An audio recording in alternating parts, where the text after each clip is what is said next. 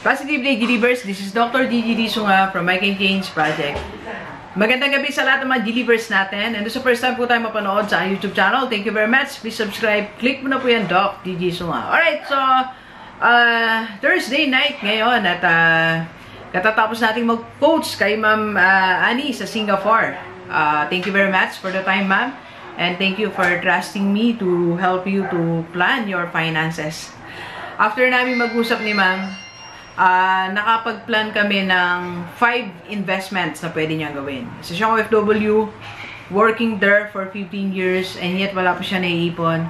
So ngayon, we sat down, sabi ko sa kanya, pinagalitan ko ng konti. Hindi naman. Hi ma'am, nag-usap kami masinsinan. Sabi ko, it's time naman na asikasuhin niya yung sarili niya. Okay? So, nagkaroon kami ng usap at siya ngayon mag-start ng 5 investment. 5 investment for only 5,200 pesos. Meron siya 5 investment buwan-buwan. Alright? Okay, so kung paano yan, kung gusto rin magpa-coach, OFW ka, o kahit nandito ka sa Pilipinas, pwede mo akong tawagan, 0939-5254311. May Viber tayo. Or sa aking FB page, Dr. Gigi Disunga. Okay, so ganito ang gagawin natin, mga Gilivers. Paano nga ba mapabilis ang iyong pagyaman? Okay, part 2. Ang part 1, ito. Bakit ba, Doc G, ang topic mo laging pagyaman? Okay? Bakit laging dapat yumaman ka? Diba? Sinabi ko na po sa inyo yung mga dahilan, pero meron pa tayong isang i-discuss ngayon. Bakit kailangan mo maging mayaman? Kasi nga, sabi ko nga po, unang-una, design ni Lord yan diba? John 10:10, diba? So, He will give you the abundance of life. Masaganang buhay ang gusto ng Panginoon. Ayaw ni Lord ng mahirap na buhay. Kaya, gusto mong yumaman. Gusto mong maging maulad ang buhay mo. Diba? Yun kasi ang gusto ng Panginoon. Pangalawa, diba binigyan kanya opportunity kasi na yumaman. Kaya dapat yumaman ka. Kasi niwanan kanya ng talent, niwanan kanya ng opportunity. Diba nung malis siya, sabi niya sa mga alagad niya, nagbigay siya ng 10, 5 talents, mga pinagkatiwala niyang pera sa kanila. Sabi niya, occupy till I come. Sa ibang version, ang sabi doon, do business, do trading until I come. So, nire-require ka ng Panginoon na magpayaman. Nire-require ka niya na mag-increase ang iyong pera. Okay? And another reason, bakit kailangan mong yumaman is, of course, para magawa mo mission mo sa buhay. Sabi ko nga sa seminar ko dito sa Balanga City Hall, sabi ko, kung pamilya mo lang ang natutulungan mo, okay, nasa half ka pa lang ng buhay mo. Because living the full life is not only about serving your family, it's also serving other people. It's doing mission, doing your mission in life. Diba?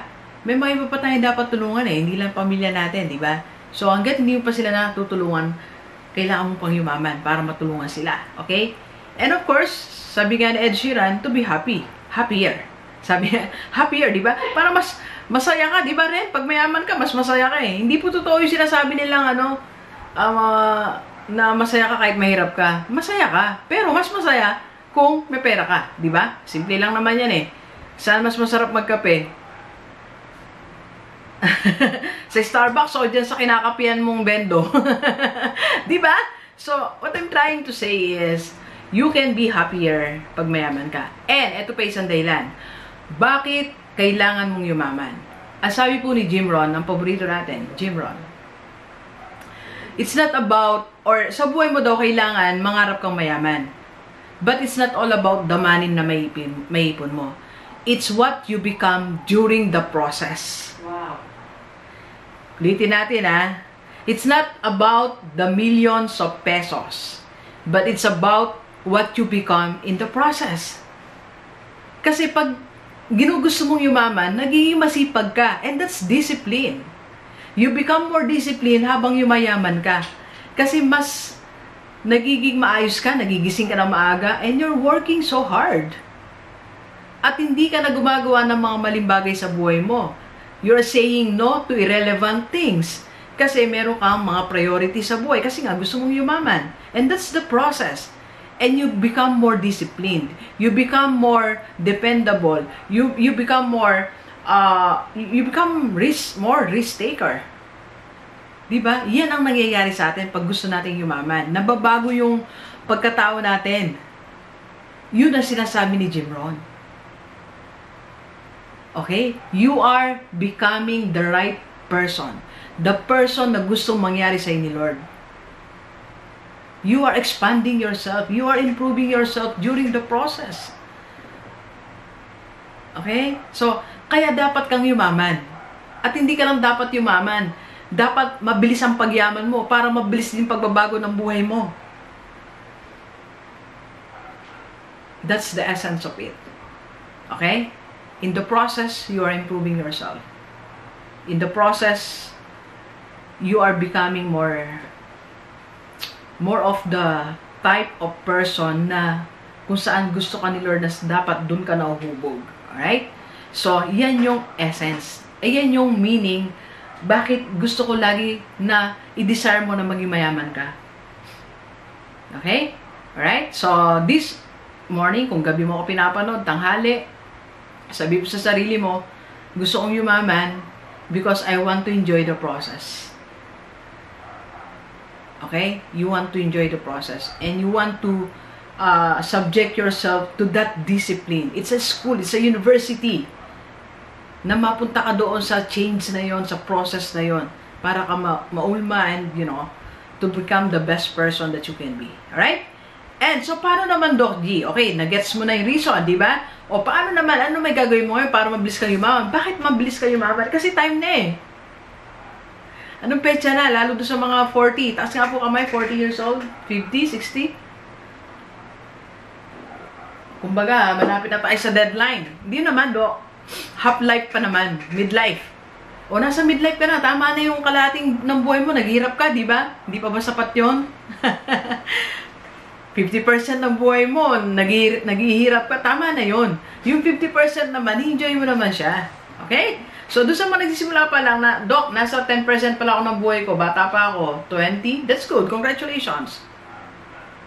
Yung 10%, naghihirap ka. It's okay. You have 90% to enjoy your life. Alright? So, ang gagawin mo, number 1, para mabilis ang yung paglayaman ay you launch a business. Wala pa rin makakabit sa business in terms of returns, in terms of profit. Alright?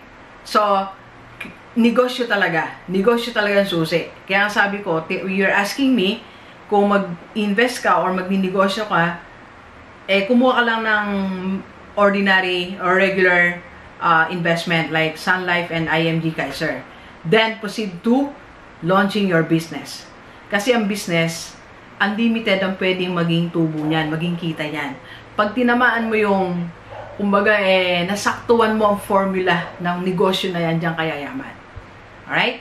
You launch a business. Tandaan mo yan. Hanggat wala ka nilolaunch sa any kind of business, mahirap ang yumaman.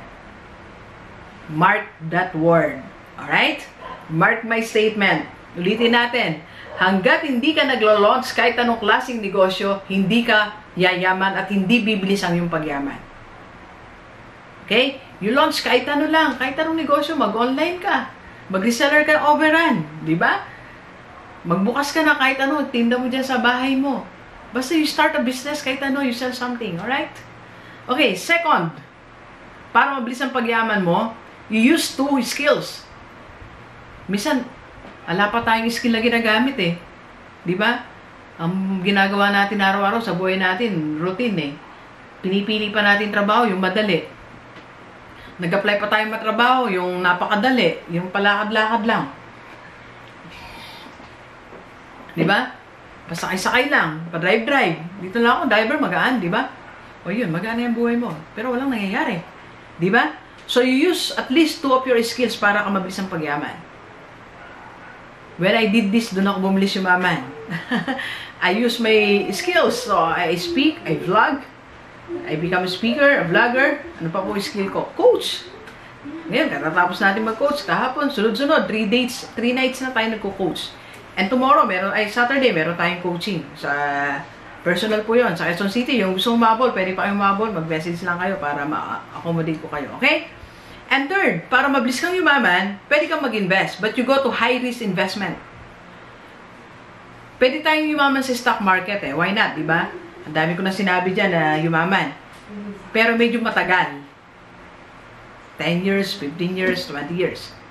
Eh gusto nga natin mabilis, di ba? Para mabilis ang pag-progress ng sarili natin. So, you take high-risk investment. Don't you know ba yung mga high-risk investment? Forex, real estate investment, high-risk. Okay? So, paano yan, Doc G? I can help you. Pwede kitang tulungan. Okay? Message mo ko para ma-discuss ko sa'yo ang iba't ibang klase ng investment. Okay? And ano pa? Yan. So, kasama na din, you go to real estate investment. Para mabilis ang pagyaman mo. Ilabas mo lahat ng pera mo, 300,000, bumili ka ng lupa, improve mo yan, then benta mo after a year. Pinagbentaan, bili ka ulit ng lupa. Di ba? Paikutin mo yung pera mo. Paikutin mo yung nakatago mong pera. Or better, pwede kang mag-loan sa mabababang interest, di ba? Tapos ibenta mo. Then you buy again. Di ba? So, that's real estate investment. Alright? And, next, number 5. Paano mabilis ang yung pagyaman? Be a salesperson. Sell something. Sabi ko nga kanina, be a sales agent. Magbenta ka ng mga subdivision. Magbenta ka ng mga products ng iba. Magbenta ka ng services ng iba. Di ba? So, sabi nga ni Dan Lack, high ticket closer. Be a high ticket closer. And that's actually one of my part-time jobs now. High ticket closer. So, I sell the product of other people. I endorse them. Di ba? And they're giving us commission. Okay?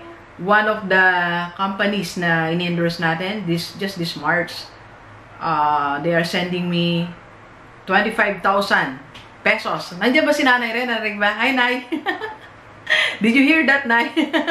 So, you just sell something, okay? Be a salesperson. Kasi sa sales, parang business, unlimited ang pwede mo kitain. Alright? Okay, and number 6 na pwede mong gawin para mabilis ang pagyaman mo, create your YouTube channel. Alright? Last month, I earned $1,250. And this month, April, I'll be collecting $1,350. Thank you very much sa lahat ng nanonood ng YouTube channel. Maraming salamat po sa inyo lahat. So, it's creating my wealth. It's one of the major sources of my wealth monthly. Right? Build your own YouTube channel. Doc G, paano ba? So, pwede rin kita i-coach. Technical and other aspect. Ipapa-assist kita sa aking assistant and bibigyan ko ng tips paano ka makakuha ng market. Okay? Start your own YouTube channel. Kahit ano you're good at. Ako kasi, ang content ng aking YouTube ay how to finances and business. Ikaw baka may expertise ka. Pwedeng sports, pwedeng music, pwedeng arts. Diba? So, anything na alam mo, expert ka, isi-share mo lang naman. The crowd is there. 7 billion people. Sabihin mo na lang, sa buong mundo, sabihin mo na lang, 1 billion na lang ang may nanonood ng YouTube. You just get your share. Ako, I never thought na almost 40,000 people a day nanonood ng YouTube channel. And almost 300 persons, 400 people are subscribing every day. I never thought about that. But it happened. It's happening right now. Right? And number 7, I think this is the most important one. Paano mabilis ang pagyaman mo? You get a coach. Hire me. Alright? I promise you, I can help you.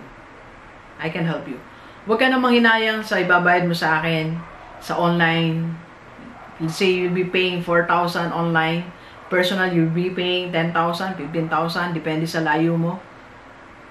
But after that, meron kang solid plan. Sabi ko sa inyo, ulit-ulitin ko, when I was starting my career, my teaching career, how I wish I had a coach. Para hindi na sayang yung 20 years of my life, I've wasted my money. Ang opportunity na nandun na sa akin.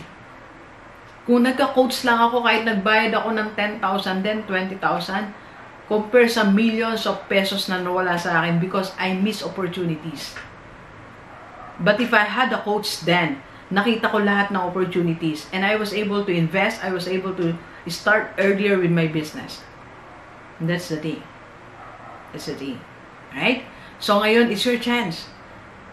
Kagagraduate mo, 30 ka, 20, 40, 50, it's not yet late. Kontakin mo ako. I can be your coach. I can be your wealth coach. Okay? I can teach you on how to develop your skills to have multiple sources of income, to start your investment, and to launch your business. Alright? Call me 0939-525-4311. Alright? So, a coach, ang role ng coach kasi is to eliminate distractions, to eliminate errors. That's our role. Okay? So, naka-target na agad tayo. Very fixed, very direct ang ating mga actions. That's my role to you. I promise you, God will use me to change your life. Right? So, of course, siguro magbabago ng buhay mo. Okay? But I can help you to give the principles. Right? Okay, so marami na tayong mga nag-coach na ngayon. May investment na, meron na mga negosyo, maayos na, nakapag-budget na ng maayos. Diba? Alright? Okay, so, if you have other questions, or if you have business, pwede ko natin i-lagyan, i-advertise, message mo lang ako. Alright, so please share this video sa lahat ng kaibigan natin, kahit OFW, kahit dito sa Pilipinas, para sama-sama tayong mabago at umunlad ang ating buhay. Alright, so thank you very much, Delivers. Enjoy the rest of the day, and let's go, let's go!